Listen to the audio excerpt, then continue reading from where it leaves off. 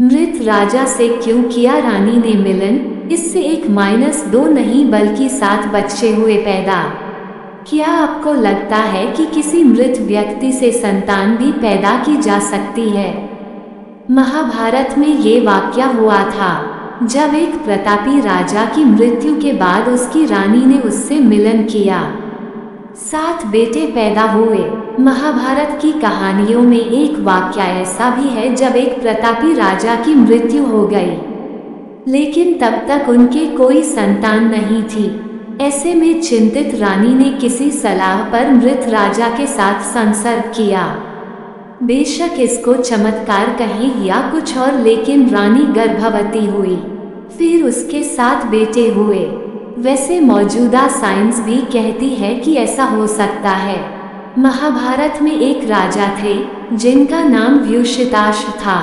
ये कहानी उन्हीं के साथ जुड़ी हुई है। उन्हें अपार शक्तियां हासिल थीं। जब उनकी मृत्यु हुई तो वह संतान विहीन थे। तब रानी ने मृत राजा के शरीर से मिलन किया, इससे उन्हें 7 बेटे हुए। दरअसल महाभारत में इस प्रतापी राजा का जिक्र राजा पांडु यानी पांडवों के पिता ने अपनी बड़ी रानी कुंती से किया था। पांडु को शाप मिला था कि वह जब भी पत्नी के साथ मिलन करेंगे तो तुरंत उनकी मृत्यु हो जाएगी। ये शाप उन्हें तब मिला जब उन्होंने प्रेमरत हिरणों की जोड़ी को अपने बाणों से भेद कर मार डाला। तब पांडु वन में रहने लगे। इस श्राप के बाद पांडु कोई संतान पैदा नहीं कर सकते थे, क्योंकि ऐसा करते ही तुरंत उनकी मृत्यु हो जाती। पांडु के अब तक कोई संतान नहीं थी। वह अपनी दोनों पत्नियों कुंती और माद्री के साथ वन में रहने लगे। राजा पांडु को संतान नहीं हो पाने पर काफी चिंता रहती थी। एक दिन उन्होंने एकांत में कुंती से कहा, तुम संतान प्राप्ति की कोशिश करो। महाभारत दौर में स्त्रियां आपात स्थिति में उत्तम वर्ण के पुरुष या देवर से पुत्र प्राप्त कर सकती थीं। खुद राजा पांडु, धृतराष्ट्र और विदुर का जन्म इसी तरह ऋषि व्यास के साथ संसर्ग से हुआ था। वो राजा व्यूषिताक्ष थे जिन्होंने मरने के बाद भी पत्नी के मिलन से 7 बेटे पैदा किए थे। ये बात कुंती ने पांडु से की थी। इसके अनुसार पांडु से कुंती ने यही कहा कि अगर राजा व्यूषिताश्व की मृत्यु के बाद भी रानी भद्रा ने उनसे मिलन किया, गर्भवती हुई, 7 बेटों को जन्म दिया, तो आप भी तपस्या के प्रभाव से मेरे गर्भ में मानस पुत्र की उत्पत्ति कर सकते हैं। तब पांडु बोले, व्यूषिताश्व देवता समान बलशाली थे, मुझमें वह शक्ति नहीं है। कौन थे राजा व्यूषिताश्व और रानी भद्रा?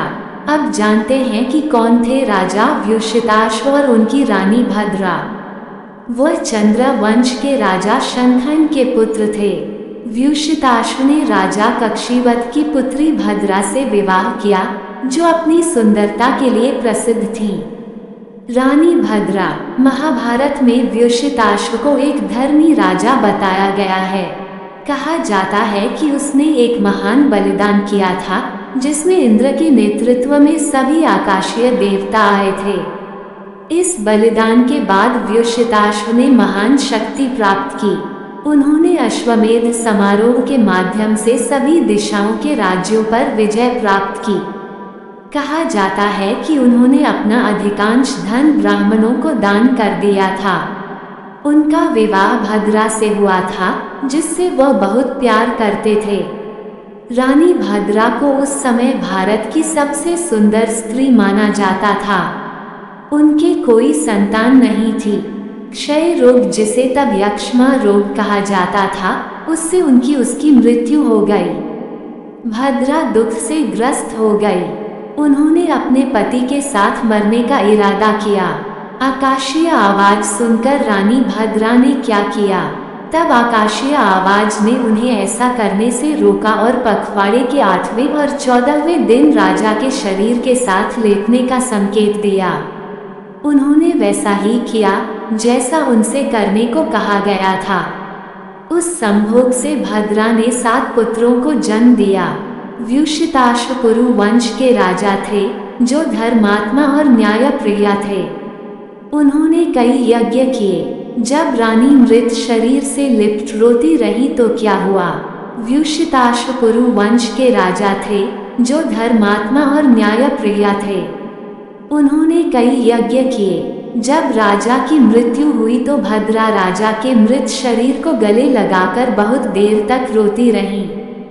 तब व्युषिताश्व की आत्मा, जो शरीर से बाहर थी, उसने भद्रा से कहा, मेरी प्रिय, अपने मासिक धर्म के 8वें या 14वें दिन अपने बिस्तर पर मेरे साथ सो जाओ, मैं तुम्हें पुत्र दूंगा। उसने राजा की इच्छा के अनुसार कार्य किया। मृत शरीर से 7 पुत्र प्राप्त किए। पांडु की बातों का असर कुंती पर क्या पड़ा?